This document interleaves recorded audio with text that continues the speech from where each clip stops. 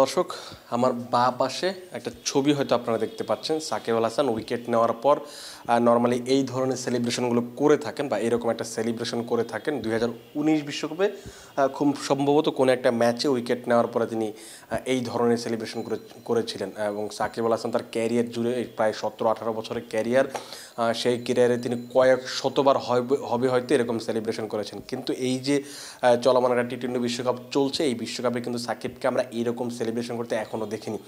3টা ম্যাচে তিনি খেলেছেন, 3টা ম্যাচে তিনি 8 ওভার বোলিং করেছেন, কিন্তু একটা ম্যাচেও তিনি এখনও উইকেটের দেখা পাননি। যদিও ব্যাট হাতে গত ম্যাচে দারুণ একটা ইনিংস খেলেছেন, কিন্তু তিনি উইকেট পাচ্ছেন না। এটা একটা বড় কনসার্নের জায়গা, কারণ বাংলাদেশের বোলিং লাইন আপের, বাংলাদেশের ক্রিকেটের ইতিহাস আপনি যদি চিন্তা করেন, সাকিবের চেয়ে বেটার বোলার কখনোই ছিল না, এবং লাস্ট 20 বছর তো অবশ্যই ছিল না। ভবিষ্যতে কে আসবে এটা আসলে খুবই বলা কঠিন। সাকিব যখন এরকম একটা খারাপ সময়ের মাঝে দিয়ে যাচ্ছেন, তখন সাকিবকে নিয়ে আসলে অনেক বেশি সমালোচনা হচ্ছে, আলোচনা হচ্ছে।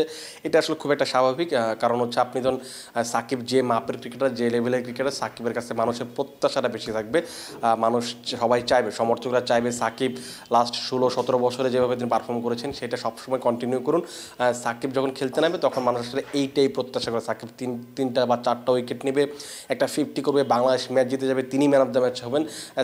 সবার আসলে এই প্রত্যাশাটা থাকে। সাকিব যখন এই প্রত্যাশাটা মেটাতে পারছিলেন না, আর তখন আসলে সাকিবকে নিয়ে খুব বেশি সমালোচনা হচ্ছিল। সাকিব গতকাল কিন্তু প্রেস কনফারেন্সে এসেছিলেন, তিনি তখন বলেছিলেন যে একটা কথা আমার এই জিনিসটা খুবই ভালো লেগেছে, যে সাকিব অনেক দিন পর মনে হয় যে এরকম একটা কথা তিনি বললেন, যেটা হচ্ছে যে সাকিব বলার চেষ্টা করলেন যে আপনি যখন কারেন্ট টিমের একজন গুরুত্বপূর্ণ ক্রিকেটার, বা আপনি যেটা বোলার হতে পারেন, ব্যাটসম্যান হতে পারেন, তখন আপনার দায়িত্ব থাকবে, আপনি যদি ব্যাটসম্যান হন রান করবেন, বোলার হলে উইকেট নেবেন, এরকম বোলিং করবেন। কিন্তু আপনার যদি পারফর্ম করতে না পারেন, তখন আপনাকে নিয়ে আলোচনা হবে, সমালোচনা হবে। এটা আসলে খুবই স্বাভাবিক ব্যাপার, তিনি এটা আসলে খুবই নর্মালি নিয়েছেন। এইটা আমার কাছে খুবই দারুণ লেগেছে। কিন্তু আসলে বাংলাদেশের মানুষকে তিনি খুব ভালো করে চেনেন, জানেন, যেহেতু এইখানে তার জন্ম, এই দেশের হয়ে তিনি 17-18 বছর ধরে খেলছেন। তিনি বাংলাদেশের মানুষের পালসটা বুঝতে পারেন, যে তিনি যে মাপের ক্রিকেটার, তার কাছে এই পারফরমেন্সটা না পেয়ে আসলে মানুষের আবেগের বশে অনেক কথাই বলছেন।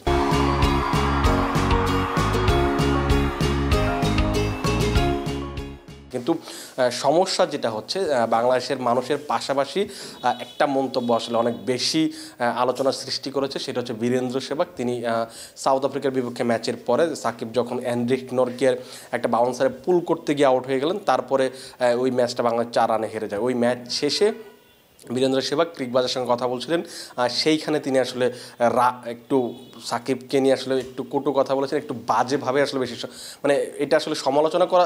আপনি যখন একজন পারফর্ম করবে না, তখন আপনি সমালোচনা করতেই পারেন। একজন ব্যাটসম্যান যখন রান করবে না, তখন আপনি সমালোচনা করবেন। বোলার যখন উইকেট পাবে না, আপনি তাকে তার ভুলগুলো ধরিয়ে দেবেন, এটা খুবই স্বাভাবিক ব্যাপার। কিন্তু ওই দিন সেহবাগ আসলে যেভাবে কথাগুলো বলেছিলেন, যে সাকিবের লজ্জা হওয়া উচিত, 2022 বিশ্বকাপের পরেই তার অবসর নেওয়া উচিত ছিল, সাকিব অবসর নিয়ে নিক, এরকম একটা ব্যাপার। এইটা আসলে বাংলাদেশের সাকিব যে লেভেলের ক্রিকেটার, সাকিব ওয়ার্ল্ড সুপারস্টার, আপনি সাকিবকে কখনো ডিনাই করতে পারবেন না। সাকিব অনেক বছর আইসিসির ওয়ান ডে টেস্ট কিংবা টি-20 র্যাঙ্কিংয়ে অনেক দিন তিনি 1 নম্বর ছিলেন। তাই আপনি বুঝতে হবে যে তিনি 3 ফরম্যাটেই পারফর্ম করেন, এবং হয়তো একটা ক্রিকেটার বাজার সময় যেতেই পারে। আপনি কোহলির কথা বলুন না, লাস্ট 3টা ম্যাচে খুব বড় কোনো, পাকিস্তান বাদে বড় 2টো দলের সাথে, কিন্তু পাকিস্তান বাদে কিন্তু অন্য কোনো বড় দলের সাথে খেলতে পারেনি, কিন্তু তিনি 3টা ম্যাচে পারফর্ম করতে পারেন। এখন তাই বলে কি আপনি মানে বিরাট কোহলিকে নিয়ে আসলে এই ধরনের মন্তব্য করবেন? এটা আসলে কখনোই মানে আপনি চাইবেন না বা কাম্য না। এই ব্যাপারটা নিয়ে আসলে মনে হয় যে অনেক বেশি কথা হচ্ছে। এবং আমাদের ক্রিক ফ্রেঞ্জিতে একটা লাইভে হান্নান সরকার এসেছিলেন, বাংলাদেশের এখন যিনি নির্বাচক, তিনি একটা কথা বলেছেন যে সাকিব আসলে কাউকেই পাত্তা দেন না। আমার কাছে মনে হয় যে সাকিব গতকাল যখন তিনি সেহবাগের প্রশ্ন, মানে সেহবাগ ইস্যুতে যখন উত্তর দিয়েছেন, খুবই ভালোভাবে উত্তর দিয়েছেন। আমার কাছে মনে হয় খুবই বিনয়ী সাকিবকে আমরা দেখতে পেয়েছি অনেক দিন পর। সেই ক্ষেত্রে হান্নান সরকার যেটা বললেন যে তিনি পাত্তা দেন না। এখন আমার কথা হচ্ছে যে সাকিব পাত্তা না দিলেও কোনো সমস্যা নেই, এটা আসলে খুবই মনে হয় যে, কারণ এটা ভালো ব্যাপার। কারণ আপনি যখন জাতীয় দলের ক্রিকেটার, যখন আপনি আপনার কারেন্ট সেট আপে থাকবেন, যখন ম্যাচে থাকবেন, একটা টুর্নামেন্টে থাকবেন, তখন বাইরে কি কথা হচ্ছে এইটা আসলে আপনাকে আসলে পাত্তা না দেওয়াটাই খুবই ভালো। তাহলে হচ্ছে আপনার দলের পরিস্থিতিটা ভালো থাকে, এনভায়রনমেন্টটা ভালো থাকে, আপনার জন্য প্রেশার লেস থাকতে পারেন। কারণ হচ্ছে আপনি যখন এই যে বাইরের এই কথাগুলোতে আপনি মন দিবেন, বাইরে যখন দেখবেন যে আপনাকে অনেক বেশি সমালোচনা হচ্ছে, আলোচনা হচ্ছে, এগুলো যখন আপনি দেখবেন, আপনি হুট করে যখন দেখার পর আপনি অনেক সময় প্রেশার ফিল করতে পারেন। এইটা সাকিব দেখছে না, এই সব জিনিস পাত্তা দিচ্ছে না, এটা মনে হয় বাংলাদেশের জন্য ভালো। আর একটা জিনিস যেটা হচ্ছে যে সাকিব অনেকদিন ধরে রান পাচ্ছিলেন না। লাস্ট 19 ইনিংসে তিনি হাফ সেঞ্চুরি করতে পারেন। তিনি যে 15 রানের ইনিংসটা খেলেছিলেন সেটাও 2022 সালের অক্টোবরে পাকিস্তানের বিপক্ষে ক্রাইস্টচার্চ একটা ত্রিদেশীয় সিরিজ ছিল 22 বিশ্বকাপে যাওয়ার আগে, সেই ম্যাচে তিনি পারফর্ম করেছিলেন।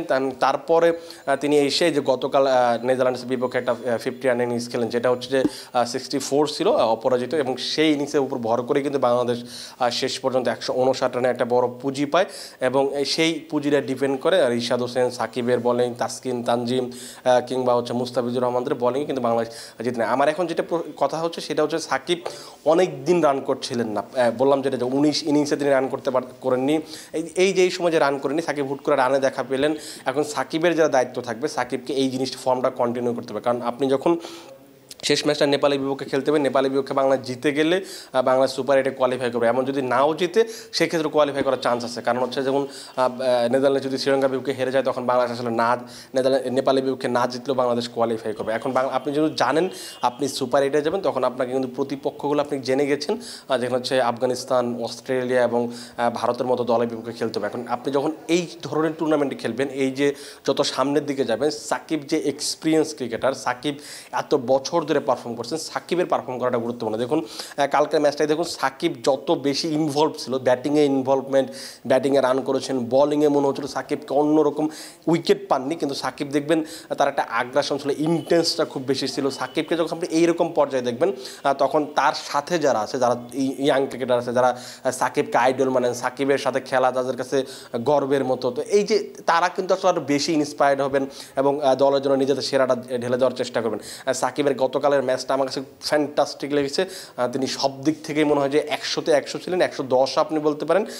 এইরকম সাকিবকে আসলে কন্টিনিউ করতে হবে। আপনি সাকিব যদি পরে আরও 4টা ম্যাচগুলোর সুযোগ পাচ্ছে বাংলাদেশ, সেই 4টা ম্যাচে মানে নেপাল ম্যাচ সহ 4টা ম্যাচে যদি সাকিব এই ইন্টেন্সটা ধরে রাখতে পারে, সাকিব যদি এইভাবে পারফর্ম করতে পারে, সেই ক্ষেত্রে বাংলাদেশ যদি সেমিফাইনালে যায় আপনি কিন্তু অবাক হওয়া যাবে না। কারণ হচ্ছে দেখেন, আপনি সুপার 8-এ আফগানিস্তানকে পাচ্ছেন, এই ম্যাচটা সবসময় 50-50 থাকে। বাংলাদেশ যখন আফগানিস্তানের বিপক্ষে খেলে এটা 50-50 একটা ম্যাচ থাকে। এই ক্ষেত্রে বাংলাদেশের জয়ের চান্সেসটা অনেক বেশি। বাংলাদেশ যদি আফগানিস্তানকে হারিয়ে দিতে পারে, সেক্ষেত্রে আপনি ভারত এবং অস্ট্রেলিয়াকে যদি কোনোভাবে একদিন বাগে পেয়ে যান, সেই ক্ষেত্রে কিন্তু আপনার চান্স ক্রিয়েট হবে সেমিফাইনালে যাওয়ার। কিন্তু সেটা করতে গেলে আপনাকে এইরকম বড় ম্যাচে, এরকম প্রেশার ম্যাচে আপনাকে সাকিবকে খেলতে হবে। সাকিব রান পেয়েছেন, এটা বাংলাদেশের জন্য স্বস্তির, বাংলাদেশের মানুষের জন্য স্বস্তির, বাংলাদেশ ক্রিকেট দলের জন্য স্বস্তির। কিন্তু সবচেয়ে বড় জিনিস হচ্ছে এটা ধারাবাহিকভাবে বজায় রাখতে হবে। সাকিব ধারাবাহিকভাবে বজায় রাখলে, সাকিব ধারাবাহিকভাবে রান করলে, পারফর্ম করলে বাংলাদেশ সাকিব কিনে স্বপ্ন দেখতেই পারে। সাকিব বাংলাদেশ বিশ্বকাপ নিয়ে স্বপ্ন দেখতে পারে।